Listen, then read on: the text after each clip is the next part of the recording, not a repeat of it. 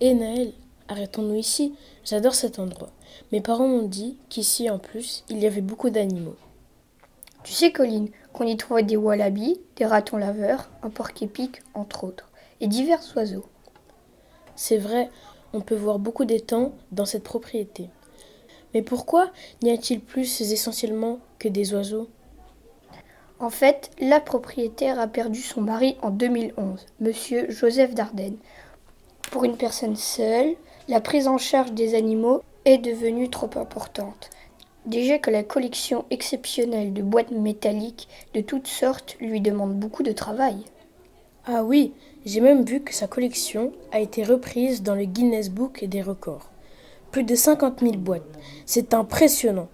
La collection est mondialement connue et 3 livres ont été édités. C'est exact, mais il ne faut pas oublier l'édifice majeur de ce domaine. Il est surtout connu depuis très longtemps pour son moulin. Il y a un moulin ici? Oui, regarde, on voit que ce bâtiment a une forme en L. Cette partie contenait une grange, des porcheries, une écurie et une étable. Et perpendiculairement à ce bâtiment, il y avait le logis du meunier et la porte charretière qui donne accès au moulin. Viens voir sa roue de l'autre côté.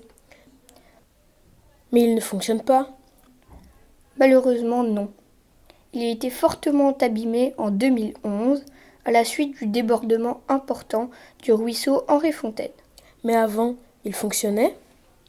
Oui, il a été parfaitement réhabilité par monsieur Joseph Dardenne vers 1990, alors qu'il était à l'arrêt et à l'abandon depuis 1949.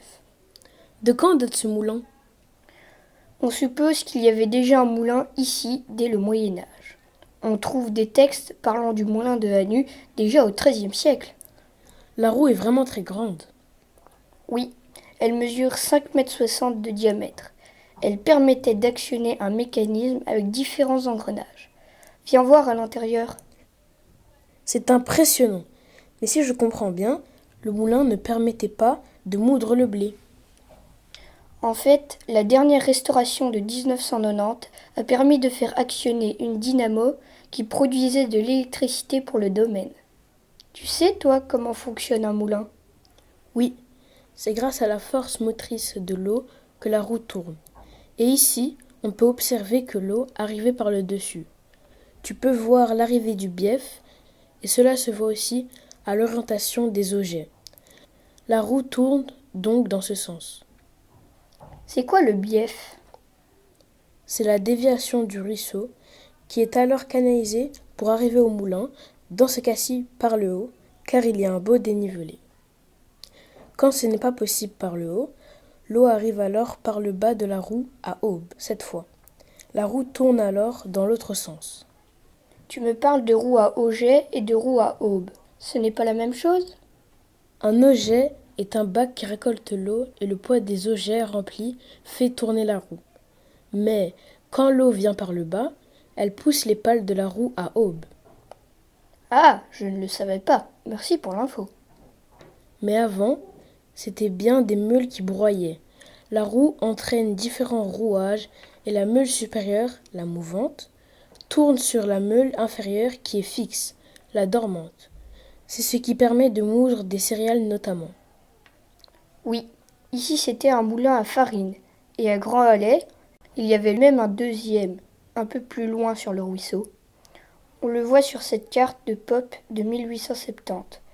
Probablement un moulin avec arrivée d'eau par le dessous, car il n'y a pas de dénivelé à cet endroit.